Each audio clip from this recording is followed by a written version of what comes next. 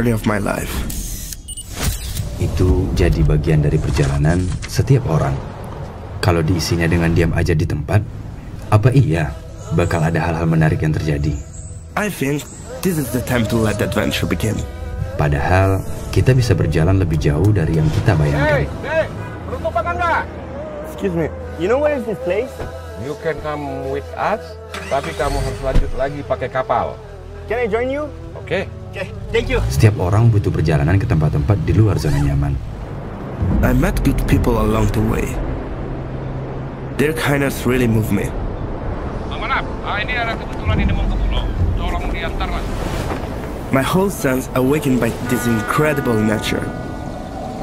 And the people who are sincere can be seen and felt. Supaya bisa terus belajar hal baru. I understand the meaning of her words now. She's the one who introduced me to this place, to let me find an answer. A journey is about connection, interaction, mutual respect. It's about each other. Oh, di sini. This one was given by my mother. Kamu sudah tepat datang kemari. Not only about receiving, but also about giving. Lengkapi perjalananmu bersama Songkok Nasional After Al-Furqan kita.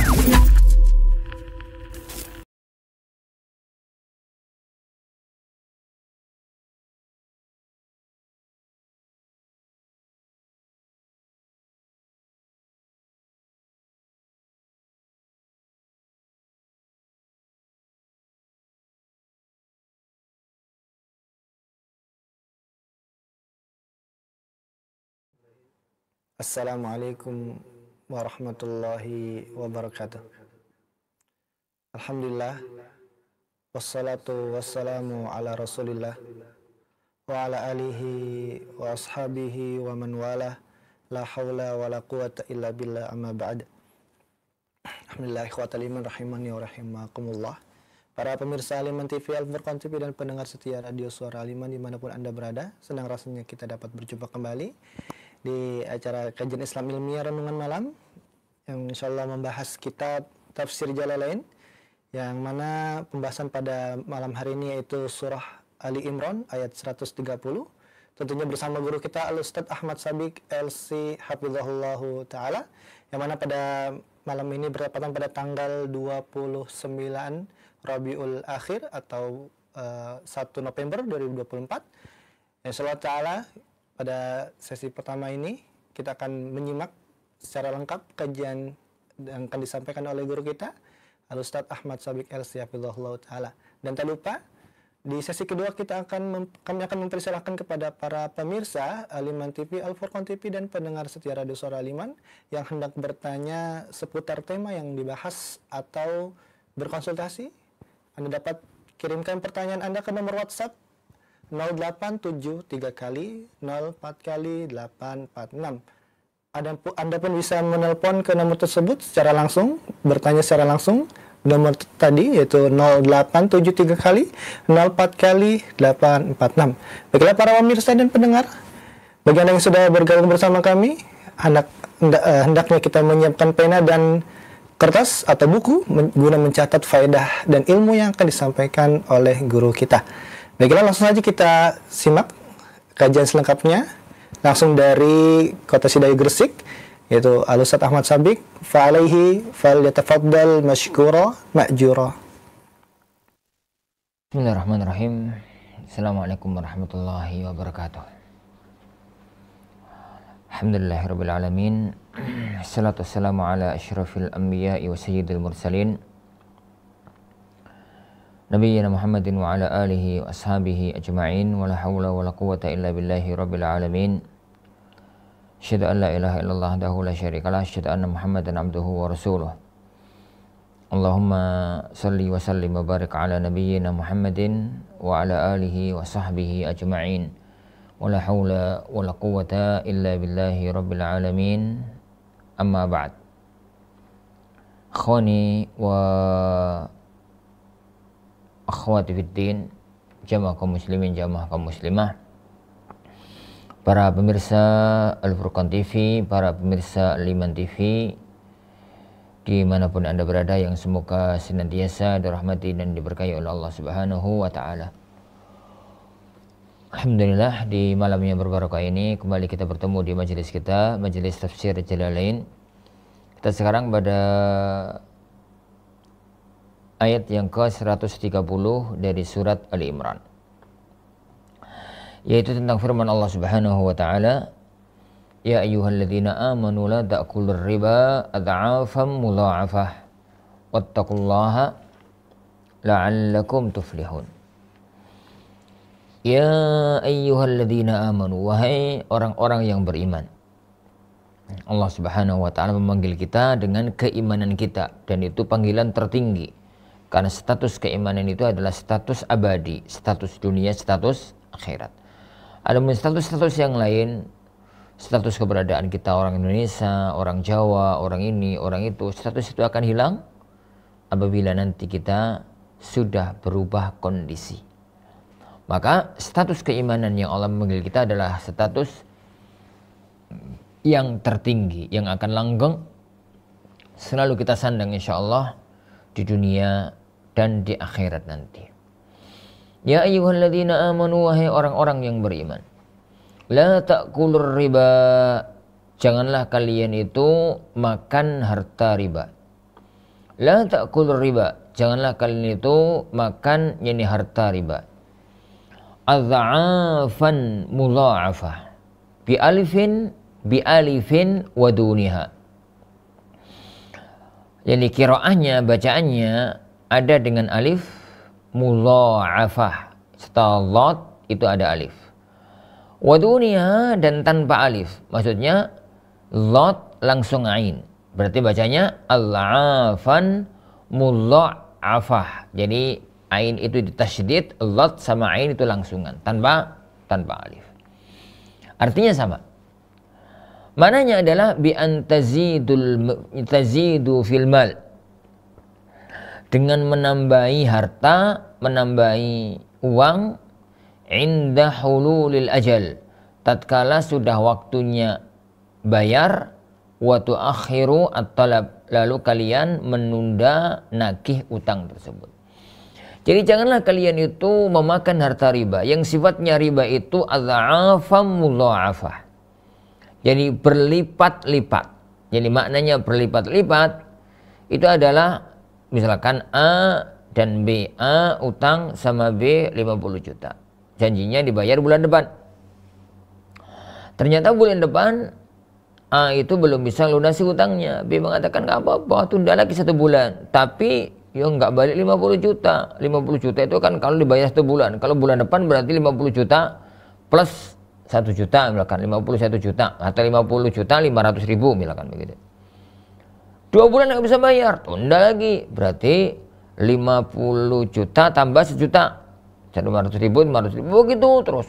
Akhirnya sampai suatu ketika nanti bisa jadi bunganya itu, ribanya itu lebih besar dibandingkan dengan utangnya sendiri, dan itu adalah adha'afam mudha'afah atau mudha'afah. Nah, wattaqullah, dan bertakwalah kalian kepada Allah. Takutlah kalian kepada Allah bitarkihi, dengan meninggalkan itu semua, la'allakum tuflihun, agar kalian itu menjadi orang-orang yang tuflihun, ay tafuzun, menjadi orang-orang yang beruntung.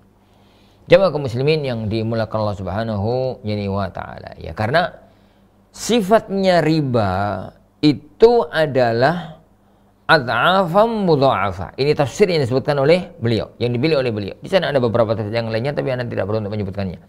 Jadi tafsir yang dipilih oleh Imam Suyuti rahimahullah ta'ala, jadi adha'afam mudha'afah itu adalah memang hal sebagai sifat dari riba. Memang riba itu statusnya adalah adha'afam mudha'afah, selalu berlipat-lipat, nambah, berlipat-lipat, nambah, dan selanjutnya. Karena hakikat dari riba itu adalah, kalau berkaitan dengan utang piutang, itu adalah kullu qardin jarra nafa'a, semua utang piutang yang itu menghasilkan manfaat duniawi, yakni sekecil apapun. Tapi kalau sudah orang berlaku riba, mesti nambah, yang itu kemudian Allah bahasakan dengan ad'afam mudha'afah. Nah, wattaqun naral lati u'iddat lil kafirin, dan takutlah kalian kepada neraka, kepada api neraka yang disediakan untuk orang-orang yang kafir. Antu'adzabu biha, di mana kalian itu nanti akan diazab dengan api neraka ini tersebut kalau tetap bertahan di atas ribanya tadi. Wa atiullaha war rasula, dan taatlah kalian kepada Allah dan Rasulnya. La'allakum turhamun, mudah-mudahan kalian itu akan mendapatkan kasih sayang dari Allah. Dan ini satu masalah penting para jamaah yang dimuliakan Allah Subhanahu wa taala. Kalau kita memahami hakikat kehidupan. Jadi kalau kita itu memahami hakikat kehidupan, di mana hakikat kehidupan manusia, bahwa segala sesuatu itu sudah Allah takdirkan. Di antara yang sudah Allah takdirkan itu adalah harta. Harta benda itu sudah Allah Subhanahu wa taala takdirkan. Kalau kemudian takdir itu paten, maka dicari dengan cara yang halal pun dapatnya segitu. Dicari dengan cara yang haram pun dapatnya segitu. Dicari dengan cara yang benar dapatnya segitu. Dicari dengan cara yang enggak benar dapatnya juga segitu. Lah, kalau memang semacam itu, ngapain kalian enggak meninggalkan riba?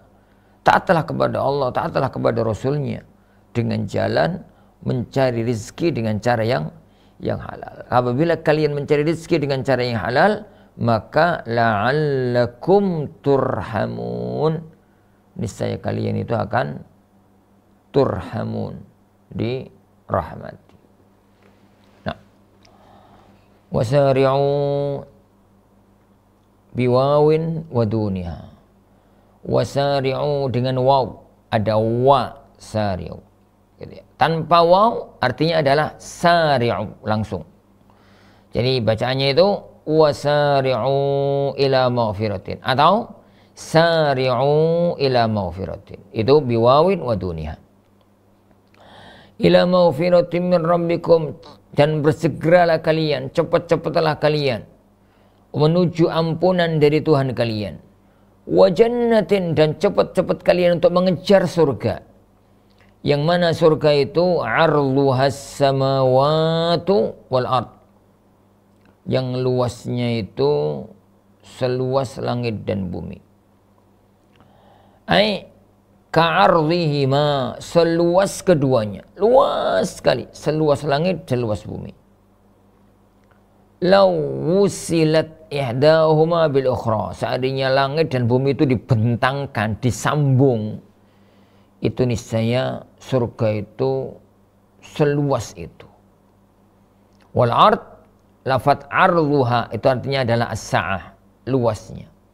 Sebagai gambaran aja, tetap tidak mengalahkan surga.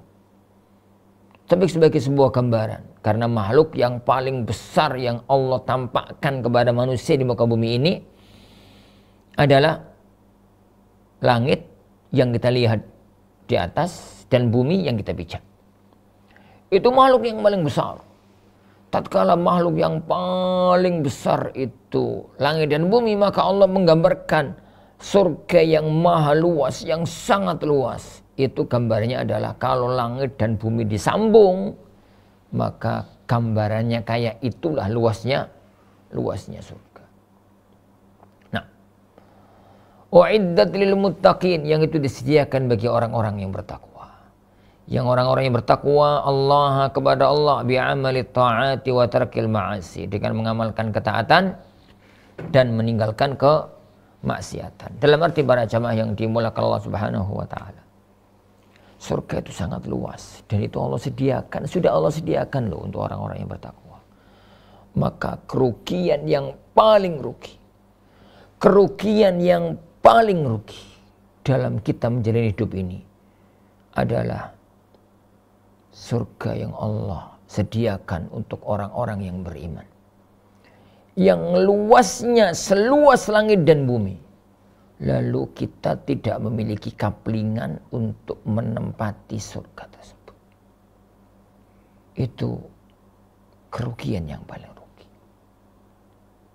Kalau orang itu kadang-kadang merasa rugi, nggak punya tempat di kawasan-kawasan yang elit dunia, itu belum apa-apa.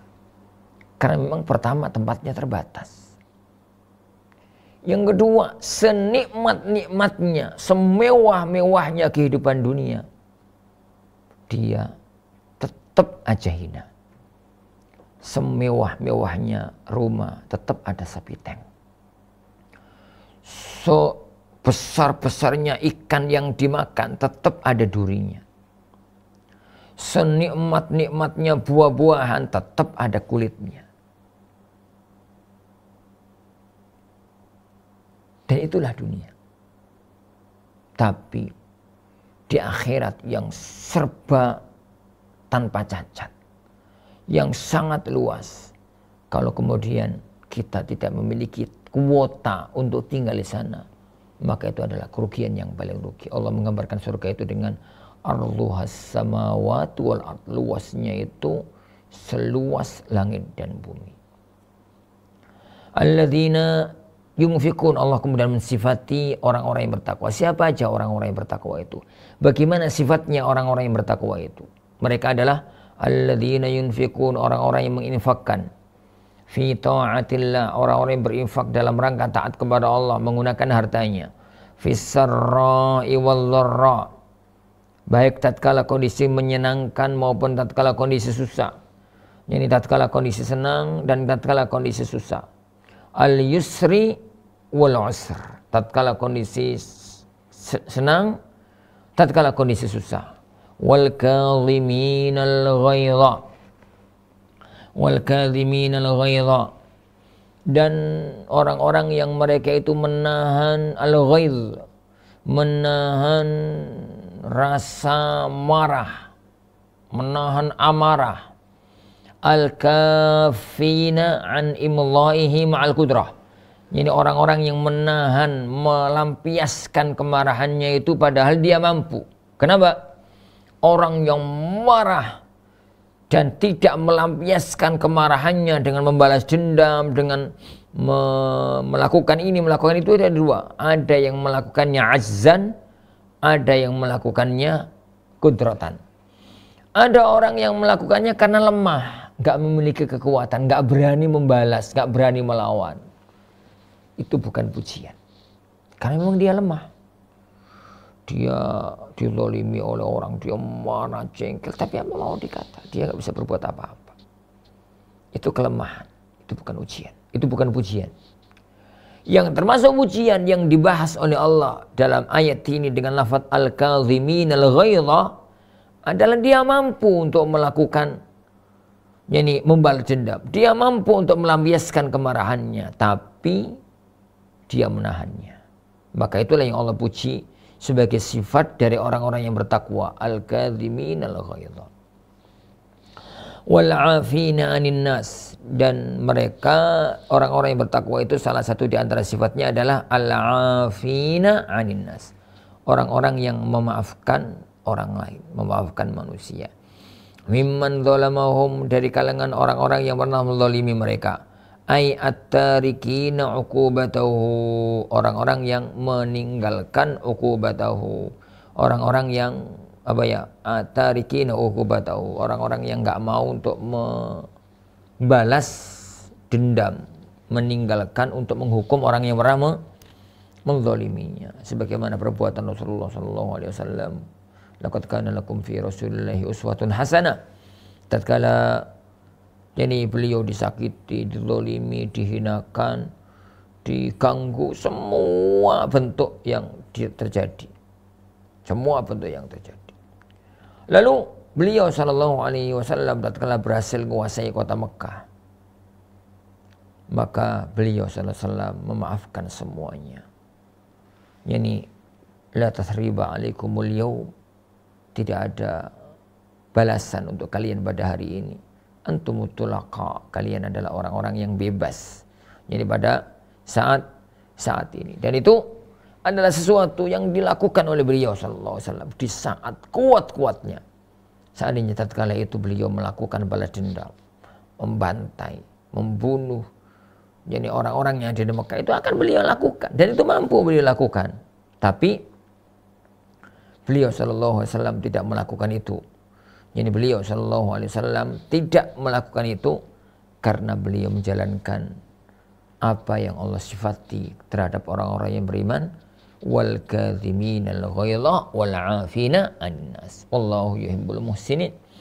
Dan Allah Subhanahu wa taala itu mencintai orang-orang yang berbuat kebajikan, bihadil af'al, dengan perbuatan-perbuatan ini, ayyusibuhum, maksudnya adalah membalas, memberikan pahala kepada mereka. Tafsir semacam ini kalau maksudnya adalah muqtadha, jadi iktidha, konsekuensi dari cinta itu memberi balasan. Kalau semacam itu dan bukan sebagai makna dari yuhib, tapi sebagai konsekuensi, maka nggak bisa disalahkan. Tapi kalau makna kata-kata yusibu itu adalah pengganti dari yuhib dengan mengingkari sifat Allah, bahwasanya Allah itu mempunyai sifat mencintai, maka itu takwil yang tidak benar, tahrif gitu ya, mengingkari, merubah-rubah dari makna asli yang Allah Subhanahu wa taala berikan kepada ayat tersebut. Nah, dan ini sudah sering kita ulang-ulang, gitu ya. Karena salah satu di antara yang dikritisi dalam tafsir ini adalah masalah-masalah semacam itu dalam ayat-ayat sifat. Walladzina idza fa'alu fahishatan, di antara ciri-ciri orang-orang yang mereka itu bertakwa adalah walladzina idza fa'alu fahishatan, dan orang-orang yang tatkala mereka melakukan perbuatan keji, dzanban qabihan, dosa yang hina, kezina, semacam zina, au zalamu anfusahum, atau tatkala mereka menzalimi diri mereka sendiri, bima dunahu, dengan perbuatan yang di bawah zina tadi, kalkublati, semacam hanya ciuman dengan wanitanya bukan mahram. Zakarullah, mereka segera ingat kepada Allah, ai wa'idahu, ingat kepada ancamannya Allah. Lalu fastaghfaru lidzunubihim, mereka pun akhirnya minta ampun terhadap dosa-dosa mereka. Waman aila ahada yaghfirudz dzunuba illallah, siapakah yang mampu untuk mengampuni dosa selain Allah? Tidak ada satupun yang mampu mengampuni dosa selain Allah.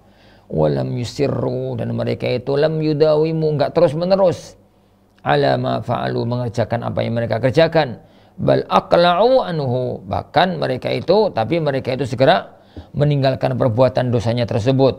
Wahum ya'lamun, dan mereka itu mengetahui annalladzi atauhu maksiatan, yang mereka lakukan itu adalah sebagai sebuah perbuatan kemaksiatan. Ciri orang-orang yang bertakwa adalah orang tatkala berbuat dosa, dan itu tidak bisa dihindari oleh manusia. Tatkala berbuat dosa, maka mereka segera ingat ancaman Allah, segera beristighfar kepada Allah Subhanahu wa taala, dan meninggalkan amal perbuatan mereka. Semua itu lalu Allah Subhanahu wa taala berikan janji yang sangat indah. Ulaik, mereka semua itu orang-orang bertakwa yang mereka menginfakkan hartanya di jalan Allah tatkala senang, tatkala susah, yang menahan rasa amarahnya, yang mengampuni orang lain, orang yang kalau terjerumus dalam dosa segera istighfar kepada Allah. Mereka semuanya itu ulaik jazaohum maghfiratum mir rabbihim, mereka semua itu balasannya, jazaohum, balasannya adalah maghfiratum mir rabbihim,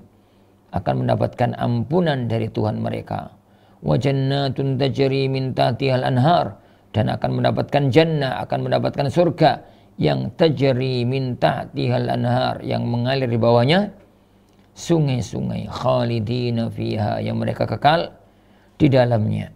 Yang mereka itu kekal di dalamnya. Hal muqaddarah, sebagai hal yang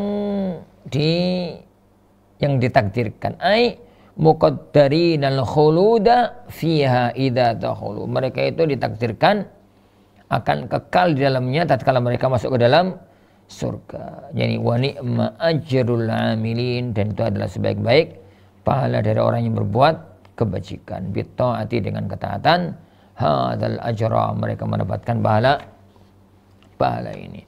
Mereka lah orang-orang yang balasannya akan mendapatkan surga, yang mengalir di bawahnya sungai-sungai, yang mereka akan kekal di dalamnya karena perbuatan yang mereka lakukan selama hidup di alam dunia. Baik, wallahu a'lam.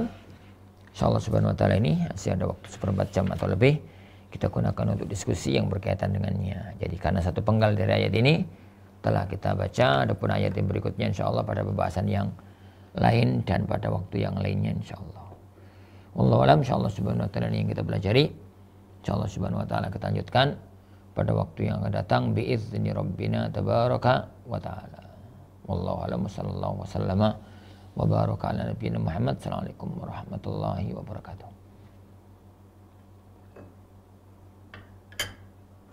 Waalaikumsalam warahmatullahi wabarakatuh. Jazakumullah khairan Ustaz atas penyampaian materi dan ilmu yang telah disampaikan. Semoga Allah memberkahi antum dan ilmu itu bermanfaat bagi kita semua. Alhamdulillah, kita masuk ke sesi kedua bagi para pemirsa Liman TV, Al Furqan TV, dan pendengar setia Radio Suara Liman. Yang hendak bertanya, Anda dapat kirimkan pertanyaan Anda ke nomor 0873 kali 04 kali 846. Baiklah, kita akan bacakan pesan WhatsApp pertanyaan yang masuk. Ini ada pesan WhatsApp dari hamba Allah, disebutkan namanya. Ustadz, pada ayat 130 tadi, riba yang dilarang kalau berlipat ganda saja. Apakah ini keringanan kalau kita pakai riba karena zaman sekarang sulit menghindarinya? Silakan Ustadz untuk penjelasannya. Pada ayat yang ke-30 tadi, ayat yang ke-130 tadi ya. Firman Allah Subhanahu wa taala, tolong difahami dengan tepat ya agar enggak salah paham.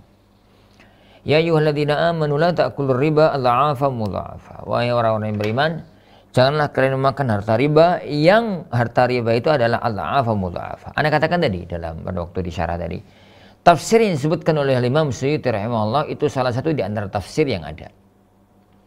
Karena adha'afa mudha'afa yang kita terjemahkan dengan berlipat ganda. Berlipat ganda. Itu dalam kajian yakni makna ayat itu bisa ada dua kemungkinan. Kemungkinan yang pertama adalah itu adalah sifatun kasyifah. Sifatun kasyifah itu sifat dari riba. Ya memang riba itu hakikatnya itu adha'afa mudha'afa. Riba itu hakikatnya ya memang adha'afa. Semua riba itu adha'afa mudha'afa. Berlipat ganda. Kenapa? Ya status riba kan di mana-mana itu hutang 50 juta. Gak mampu bayar 50 juta, gak mampu bayar bulan itu, bulan depan nambah. Bulan depan gak mampu bayar lagi, nambah lagi. Bulan depan gak mampu bayar lagi, nambah lagi. Itu namanya adha'afa mudha'afa. Meskipun nilainya kecil, tetap adha'afa mudha'afa. Itu mana yang pertama. Lah, dengan ayat ini atau dengan makna yang disebutkan oleh Imam Suyuti ini, maka adha'afa mudha'afa itu tidak punya efek dalam hukum. Berarti makna ayat ini adalah janganlah kalian itu makan riba. Riba secara mutlak. Riba secara mutlak. Taib. Itu makna yang pertama. Makna yang kedua yang anak tidak mengisyaratkan tadi, adha'afa mudha'afa itu memang artinya berlipat ganda. Dalam arti riba itu ada dua. Ada riba yang kecil, sedikit gitu. Ada riba yang berlipat ganda. Kalau kita memahami ayat ini dengan makna yang kedua, maka berarti ayat ini adalah salah satu di antara tahapan keharaman riba.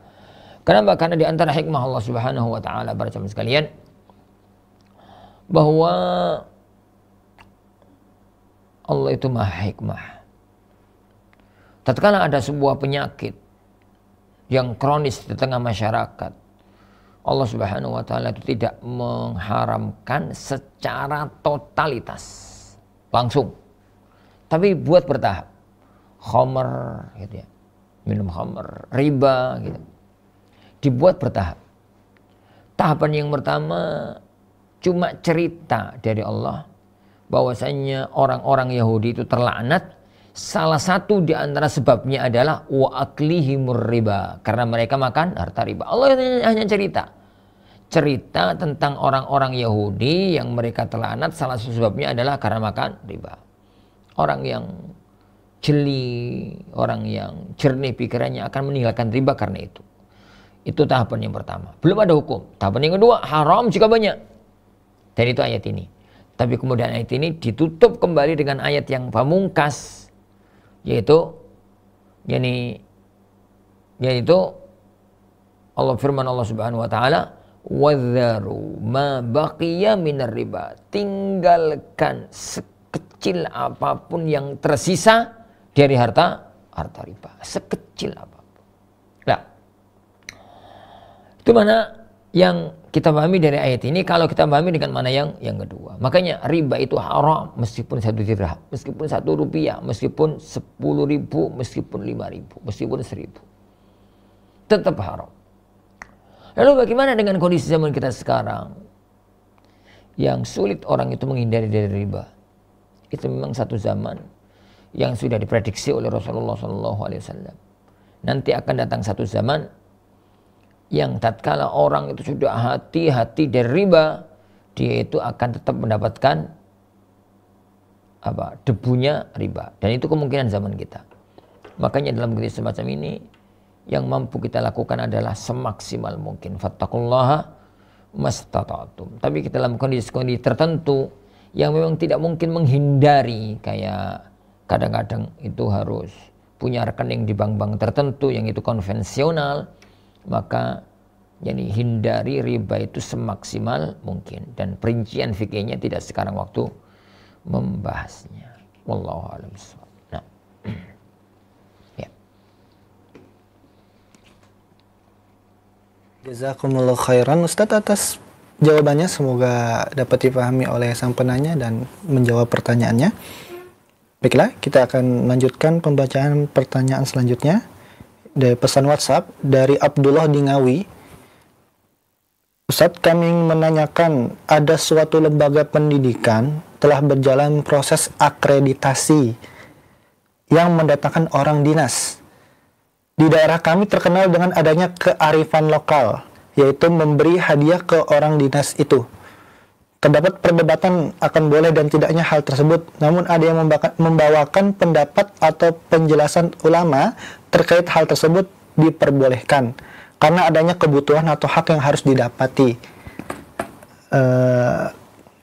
dan disamakan kasusnya ini seperti menembak SIM. Mohon penjelasannya Ustaz. Silakan Ustaz untuk menjawabnya.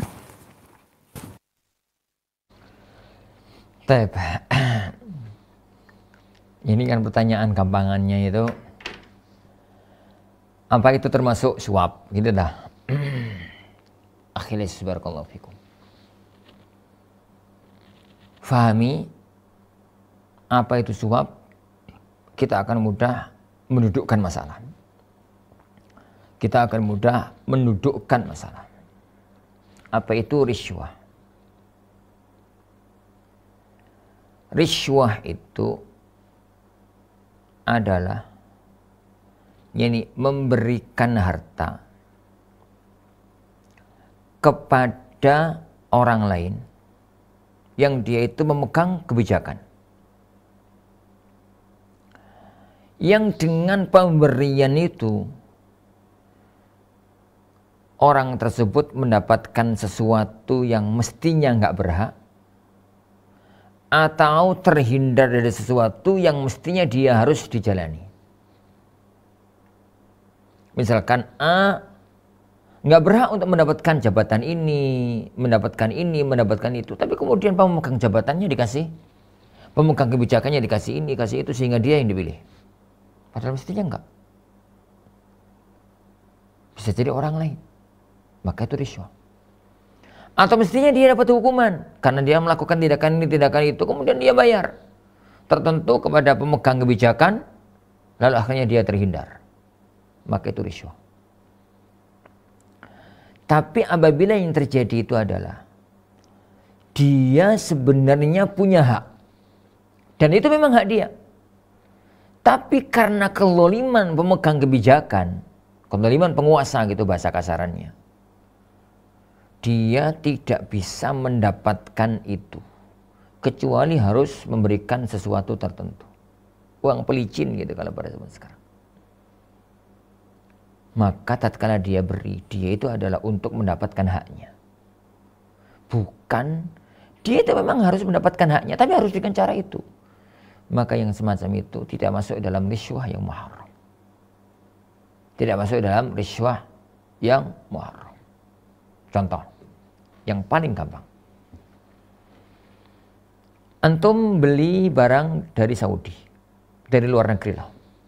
Udah bentar-bentar beli di sana, dikirim lewat kargo, masuk ke Indonesia. Semuanya sudah sesuai dengan prosedur. Sudah sesuai dengan apa ya? Semua prosedurnya sudah ditempuh, tidak ada yang terlewatkan, semuanya sudah benar gitu. Ternyata barang tertahan di kargo. Barang nggak bisa keluar, bener-bener nggak bisa keluar. Ada aja yang dipersulit, harus gini, harus gitu, tunggu ini, tunggu ini, tunggu itu. Padahal kita kalau barang itu nggak keluar termadorotkan. Bisa jadi barang itu mempunyai expired, yang kalau nanti terlambat itu akan ini dan macam-macamnya. Akhirnya mereka itu sudah maklum, kadang-kadang itu kalau nggak diberikan tips, itu bahasanya mereka nggak akan dikeluarkan. Akhirnya kita mengeluarkan uang untuk membayar itu, untuk mendapatkan hak kita yang terdolimi oleh petugas itu. Maka itu bukan riswah. Maka yang semacam itu bukan riswah. Tapi di sisi kita ingin mendapatkan haknya, riswahnya, keharamannya dari sisi orang tersebut karena berbuat zalim. Nah, itu kaidah yang harus dipahami tentang masalah riswah. Sekarang tinggal terapannya.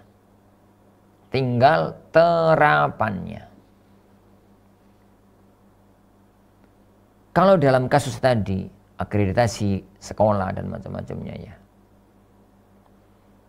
Yang itu apabila uang itu adalah uang pelicin, mestinya nggak berhak. Lalu kemudian dia agar dikasih akreditasi lah, A, B, C, pokoknya dapat akreditasi. Aslinya nggak berhak. Kemudian dia melakukan itu, maka itu riswah yang haram. Tapi apabila semua syarat terpenuhi, semua hak terpenuhi, semua ini terpenuhi, tapi SK nggak turun-turun. Nunggu ini itu. Nunggu ini itu, nunggu uang pelicin gitu, dan tidak ada jalan lain kecuali itu, maka yang semacam itu bukan riswah, jadi bukan riswah. Jadi pegang kaidahnya dan terapkan dalam semua terapan dan kondisi lapangan. Yani karena kondisi berbeda antara satu kondisi dengan kondisi yang lain itu berbeda. Wallahu a'lam bishawab.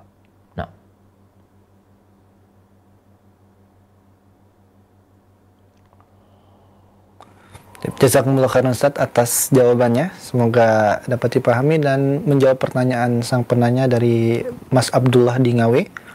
Baiklah, selanjutnya di sini ada pertanyaan Ustaz dari Jambi, Bukang Jambi, Pak Rimbo.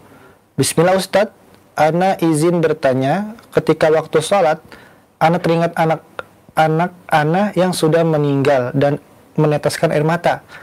Apakah sholatnya itu sah atau tidak? Dan minta tipsnya agar sholatnya lebih khusyuk Ustaz. Syukran jazakumullah khairan. Tafadhol Ustaz.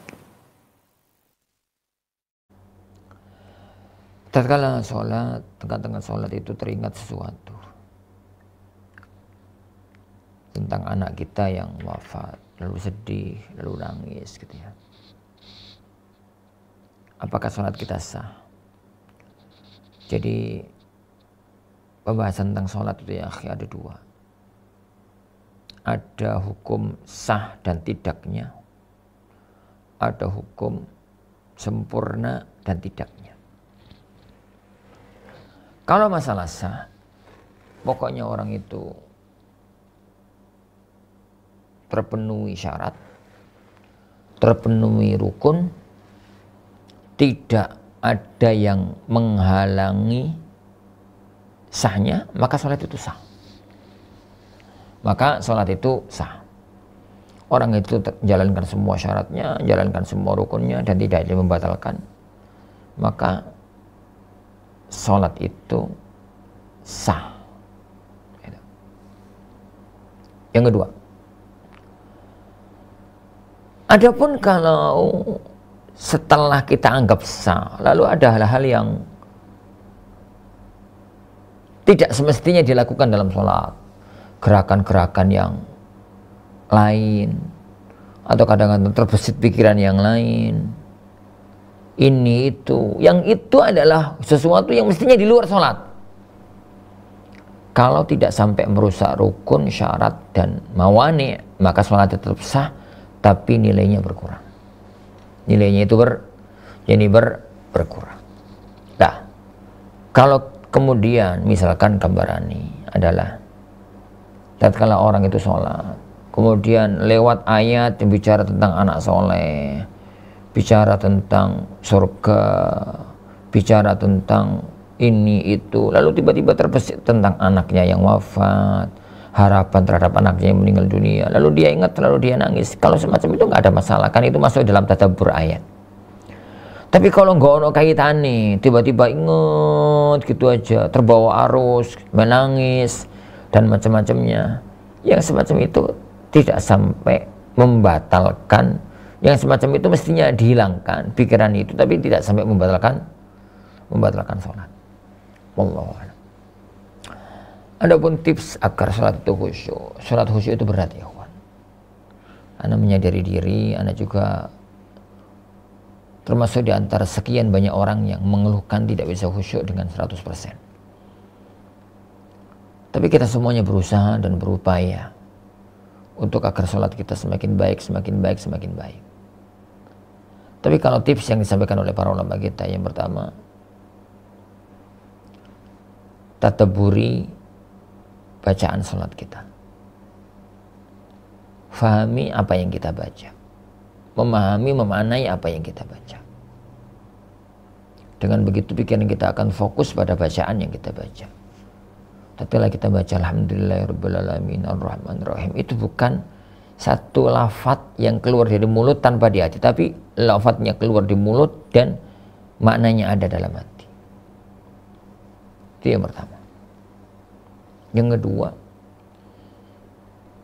lepaskan semua yang mengganggu pikiran sebelum sholat. Makanya Rasulullah SAW itu mengatakan kalau sudah waktunya makan, makanan sudah disuguhkan, terus sholat, terus ada jadwal sholat, lanjutkan makan. Kalau nanti ditinggal makan, ditinggal sholat, maka makanan itu akan mengganggu pikiran kita. Kalau kebelet ini, kebelet itu, tuntaskan dulu hajatnya, baru sholat, agar tidak terbawa pikiran yang macam-macam. Yang ketiga, tatkala sholat itu datang dengan anteng, nggak tergesa-gesa, nggak lari-lari gitu. Karena Rasulullah mengatakan alaikum bisakinati wal waqar. Kan datanglah dengan sakinah, dengan anteng, dengan waqar gitu. Karena dengan itu pikiran itu nggak ngos-ngos, fasik juga nggak ngos-ngos, fisik juga nggak ngos-ngos. Yang menjadikan seorang itu lebih bisa untuk ini anteng dalam dia mengerjakan ibadah, dalam dia ini mengerjakan ibadah sholat. Itu yang paling gampang ya kawan. Lah, tapi kemudian di sana masih ada memahami janji-janji keutamaan khusyuk dan macam-macam, itu masalah-masalah yang lain, dan itu banyak dibahas oleh para ulama kita tentang bagaimana kiat agar orang itu. Tapi cara yang paling bagus adalah mentadabburi dari apa yang dibaca tatkala dia itu mengerjakan ibadah sholat. Wallahu a'lam. Nah.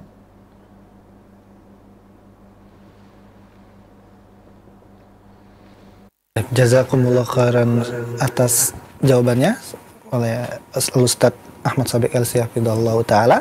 Baiklah, nampaknya itu pertanyaan terakhir yang masuk dari sesi tanya jawab malam hari ini. Oleh karena itu, sebelum kita mengakhiri, alangkah baiknya kita mendengarkan kesimpulan atau intisari dari pembahasan kajian yang telah disampaikan oleh Al-Ustadz Ahmad Sabik. Tafadhol Ustadz untuk kesimpulannya. Para jamaah yang dimuliakan Allah Subhanahu wa taala, alhamdulillah kita sampai ujung acara. Apa yang kita bahas tadi ini berkaitan dengan janji dan ancaman kita ya, bahwasanya Allah Subhanahu wa taala itu memerintahkan satu amal kebajikan dan menjanjikan pahala dan surga. Allah Subhanahu wa taala juga mengancam, melarang satu amal perbuatan jelek dan mengancamnya dengan neraka. Itu namanya targhib wa targhib. Maka berusahalah kita untuk selalu di atas ketaatan dan raihlah janji-janji Allah Subhanahu wa taala. Dan berjuanglah untuk meninggalkan kemaksiatan, karena orang yang terjerumus ke dalam kemaksiatan maka ancamannya berat di sisi Allah Subhanahu wa taala. Semoga Allah Subhanahu wa taala menjadikan kita di antara hamba-hamba Allah yang mampu untuk senantiasa istiqomah di atas iman dan takwa, dan istiqomah di atas meninggalkan maksiat-maksiat kepada Allah Subhanahu wa taala. Kita akhiri majelis kita. Subhanakallahumma wa bihamdika asyhadu an la ilaha illa anta astaghfiruka wa atubu ilaik.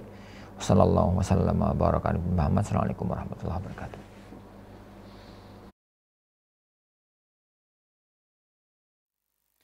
Assalamualaikum. Waalaikumsalam warahmatullahi wabarakatuh. Syukran jazakumullah khairan atas ikhtitam dari Al-Ustadz Ahmad Sabik Al-Safidullah Ta'ala. Dan kami ucapkan pula jazakumullah khairan kepada para pemirsa Al-Iman TV, Al-Furqan TV, dan pendengar setia Radio Suara Al-Iman atas partisipasi dan kebersamaannya hingga di akhir acara. Saya, MC yang bertugas beserta kru yang bertugas, pamit undur diri. Mohon maaf bila ada kesalahan tutur kata ataupun teknis. Dan ikuti terus kajian Islam ilmiah membahas tafsir Jalalain bersama guru kita Al-Ustadz Ahmad Sabik setiap Jumat malam Sabtu hanya di layar kaca Anda, di TV kesayangan Anda, yaitu Al-Iman TV, Al-Furqan TV, dan radio kesayangan kita semua, Radio Suara Al-Iman. Baik, kita cukupkan dengan baca doa kafaratul majlis. Subhanaka Allahumma bihamdika asyhadu an la ilaha illa anta astaghfiruka wa atubu ilaik. Wassalamualaikum warahmatullahi wabarakatuh. Al-Furqan TV, saluran pendidikan dakwah.